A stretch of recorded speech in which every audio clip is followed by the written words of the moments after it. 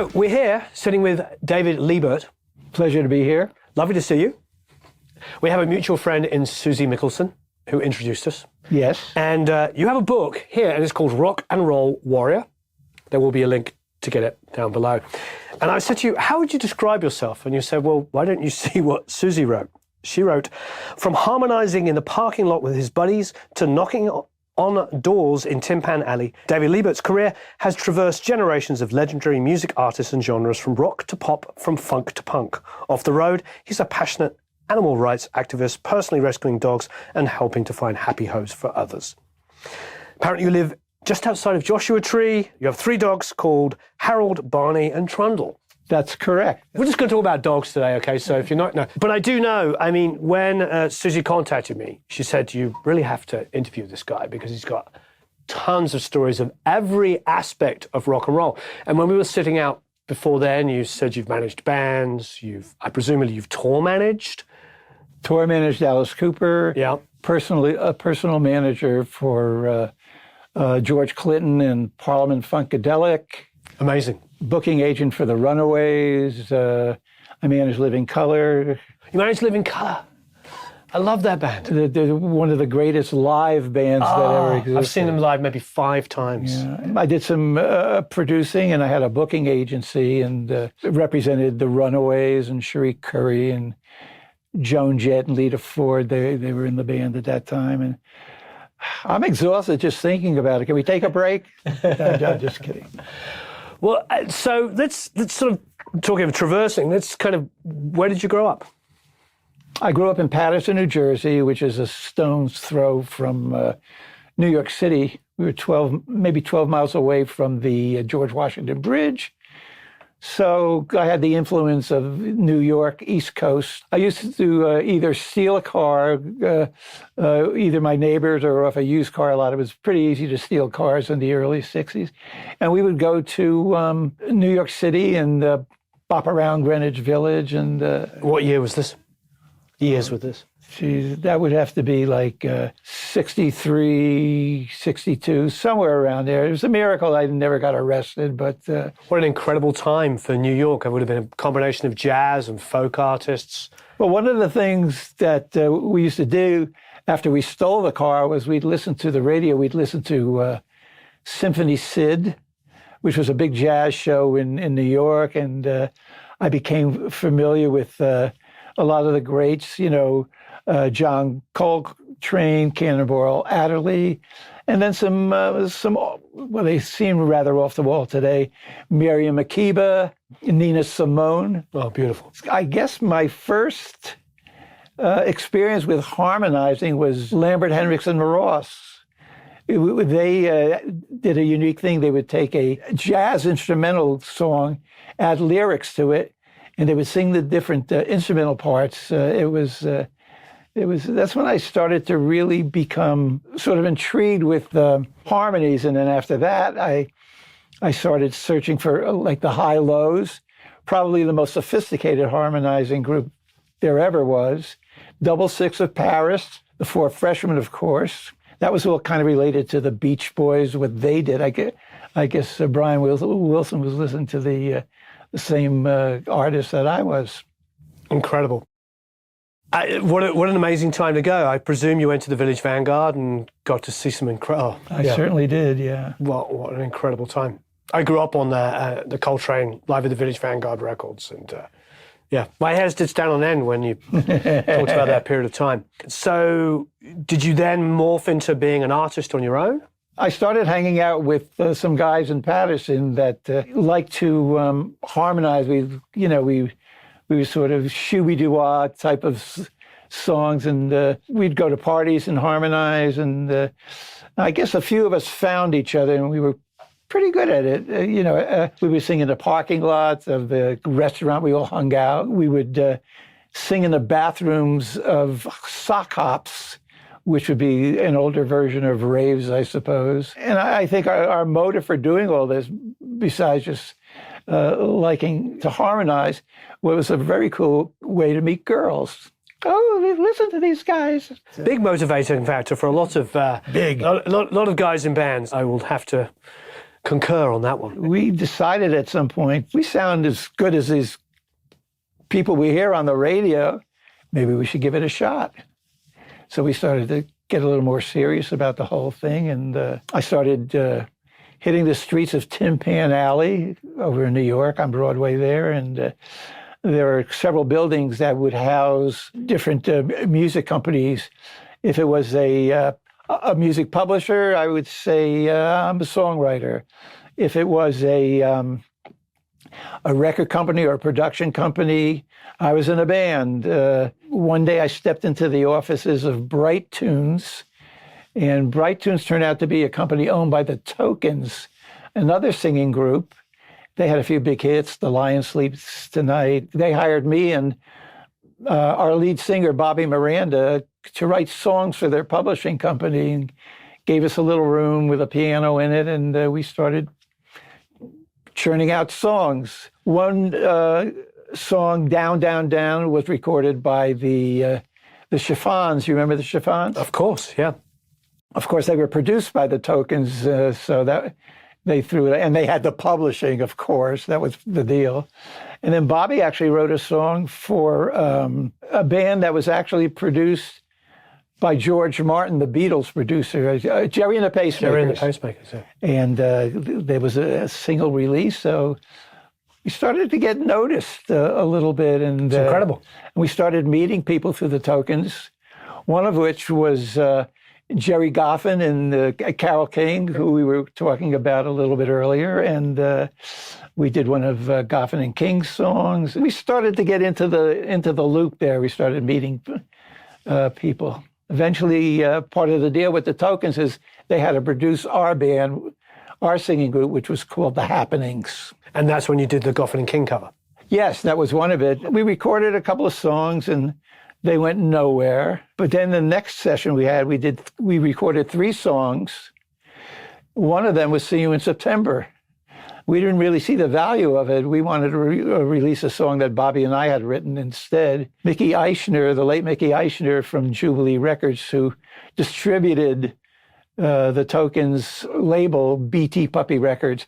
BT Puppy was a sort of a tongue-in-cheek joke because it had a little puppy on the label, and the Tokens recorded for RCA Victor, who had, a dog on his master's voice. You remember that? We didn't want to release him in September. We thought it was kind of dorky, but Mickey Eichner, absolutely, he just beat us into submission.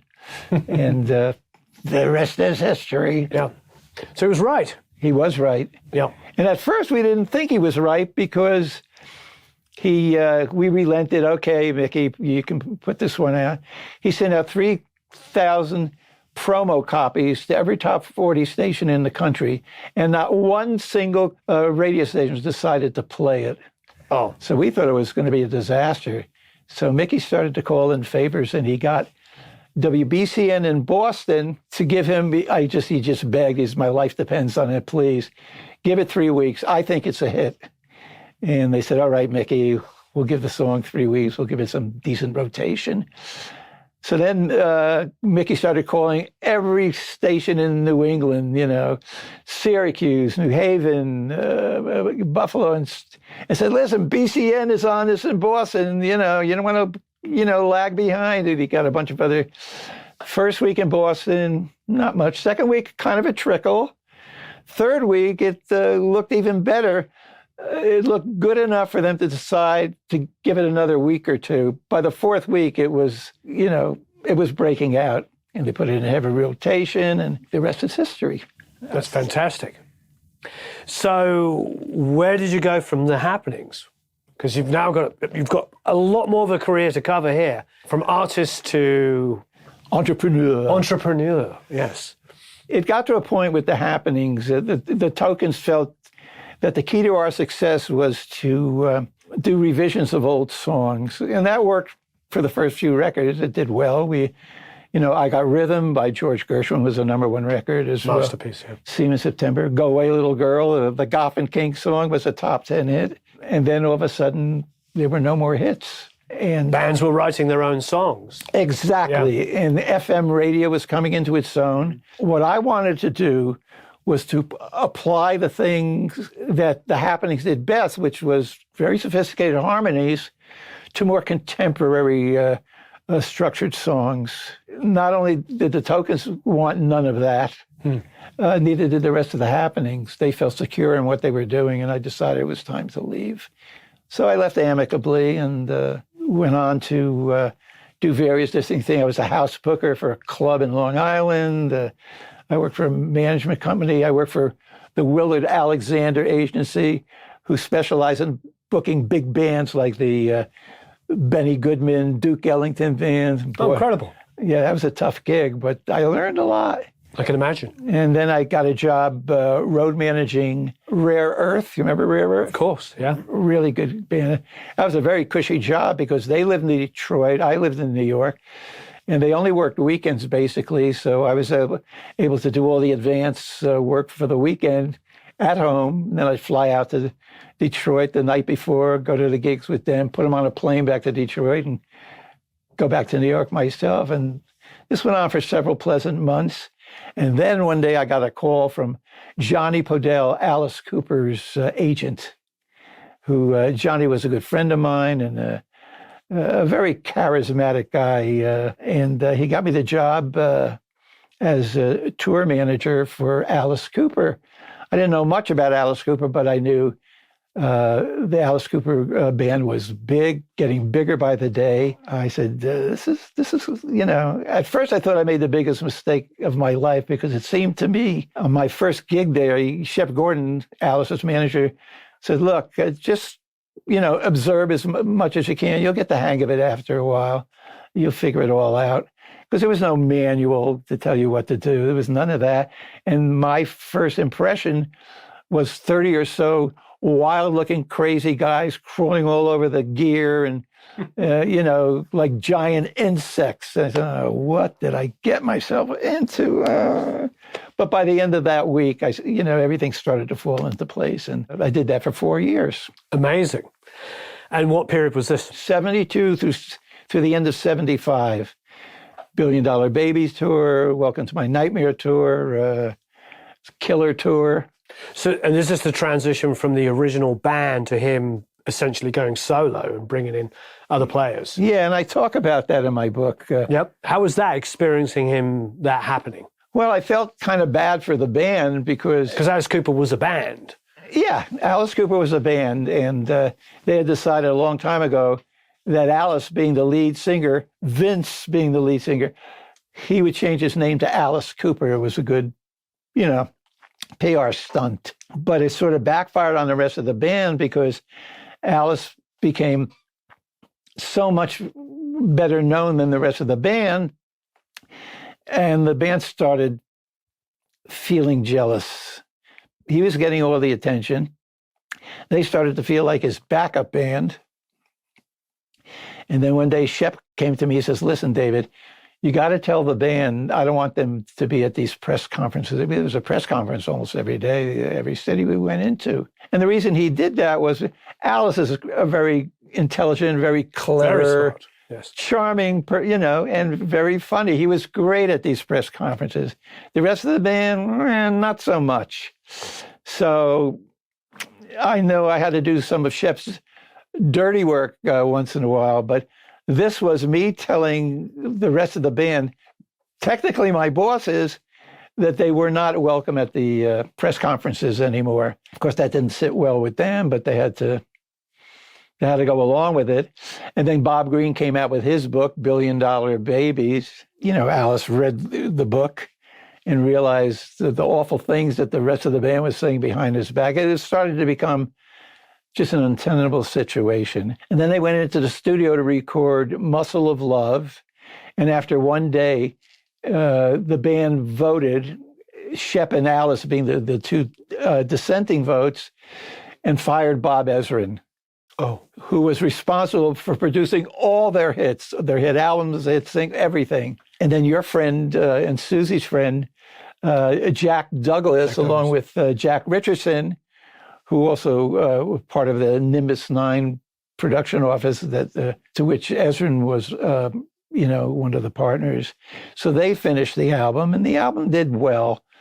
but not as well as, the previous albums that Ezrin had recorded. But the band fired Ezrin because they felt that they weren't getting the respect that they deserve. And Ezrin can be very heavy-handed in dealing with musicians. As you producers know, you can from time to time. Yeah, Bob wants the results, so he just does what's best to get them. And he could be blunt, and of course I understood it. But after Muscle of Love was recorded, the one thing that Alice and the rest of the band did agree on was that after all these years of touring and recording, it was time to take a break. And a couple of the guys in the band decided to use that downtime as an opportunity to record their own solo albums. This did not sit well with Shep Gordon because it wasn't done through, the Cooper organization. Alice said, you know what? I think I'll record a solo album too. And they said, you can't do that. He goes, why not? Because I'm Alice Cooper. Does that sound fair to you? Well, looking at it that way, it didn't sound very fair. They recorded their own solo albums, a couple of them. Why couldn't he? And in the end, I guess Michael Bruce, one of the solo album recorders, and I guess Neil Smith was the other one, decided, well, when it comes to recording the next album, we'll be right back there in the studio. It's just nothing happened. Except they weren't in on that next album, Welcome to My Nightmare. And so now there's no longer an Alice Cooper band. There's just Alice Cooper, the man. And that's sort of how it all kind of went down. It was a little awkward. It was a little uncomfortable for me because I like those guys, especially Dennis Dunaway. He never complained about anything. Wonderful guy, yeah. But the interesting thing is they're all friends today. They even gig together every once in a while under certain circumstances. And we were just about earlier, still write together. Yes. Yeah. But it was Dick Wagner that, replaced at that time Michael Bruce as the co-writer of all the hit songs. And Alice and Dick were very successful. Only Women Bleed is a masterpiece. Yeah. So, but listen, different people have different versions of what happened and what went down, but that's basically my version. I trust you. Seems quite plausible to me, to be honest. Yeah. So where did you go from there? 1976, what was the next point in your career after Alice Cooper? Well, at the end of each tour, it's pretty exhausting, being the tour manager for, an entourage like the whole Alice Cooper thing was really exhausting. So at the end of each tour, I would quit, and Shep would bribe me back with more and more salary increases and bonuses until finally, after 4 years, there just wasn't enough money in the world that he could offer me. That I just felt that I learned so much from, Shep was my mentor. I learned so much from him and from Johnny Bedell as well. Finally, there simply wasn't enough money for Shep to entice me to stay. I was simply burned out. I wanted to move on. I wanted to apply this incredible knowledge that I had absorbed from Shep and Johnny Bedell and apply it to some new endeavors. Johnny offered me a job at his booking agency. I'm sure it had Shep's blessing, otherwise it never would have happened. I guess he assumed that I would still do the logistics and the tour planning, and then somebody else would do the tour managing. Well, it got crazy. I did all the planning, leased the plane and all of that kind of stuff that I used to do. And almost immediately, there was just complete chaos on the road. Not that I'm such a genius, right, but I've been doing it for so many years. I knew every intrinsic little detail of the job. I pretty much knew what everybody else's job was. Shep couldn't leave the road because he had to do my job, along with hiring 3 other people to help him do it. I had leased a plane. It was a 58-seat F-227, a Fokker prop jet, and it should have been perfect. It was economical, but everybody had like 2 or 3 suitcases. Alice's girlfriend at the time, Cindy Lang, had 3 suitcases, 2 steamer trunks. The stuff just couldn't fit on the plane. It was, a medium-sized plane. So they hired a truck to take all the excess baggage and get to the next town. By the time the truck got to the next town, they were ready to leave to go to the next town. It was insanity. Johnny and I went out to Chicago. I think it was the fourth tour on the itinerary. Shep went to Johnny and says, "Listen, you fire Libert and get him back on the road again, or I'm going to find a new agent to book Alice Cooper."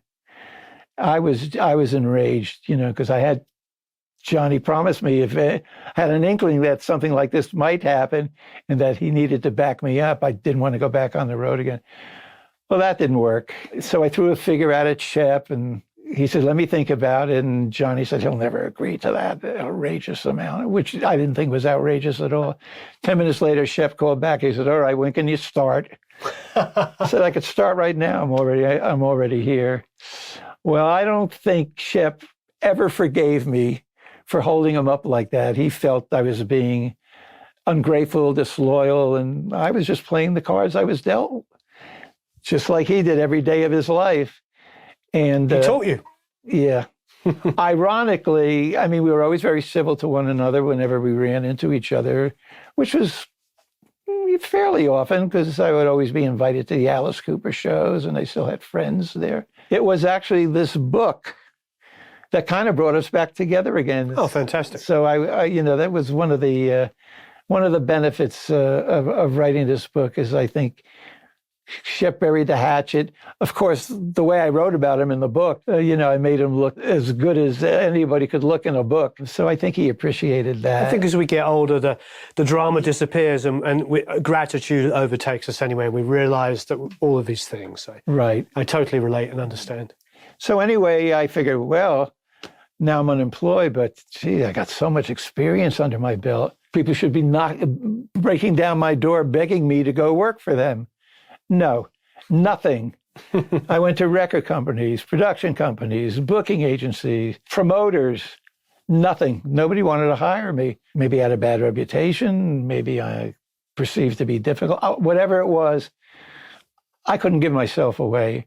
Well, actually, that's not true. In the end, I did give myself away. That's exactly what I did. The people that were managing Parliament Funkadelic and Boosie's Rubber Band offered me a job, and they said, "David, we'd love to have you work for us, but we can't pay you anything. We're broke.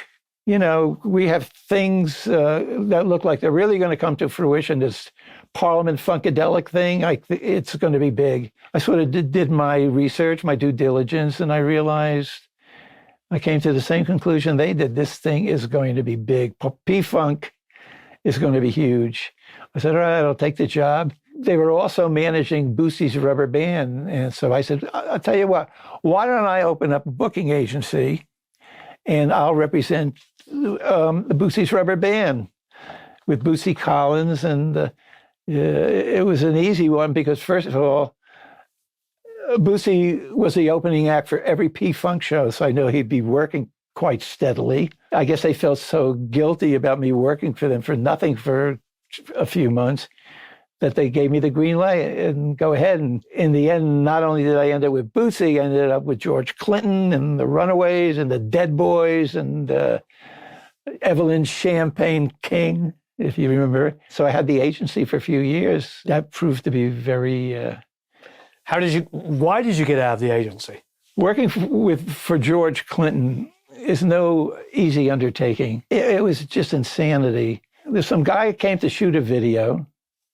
His name was Nene Montez.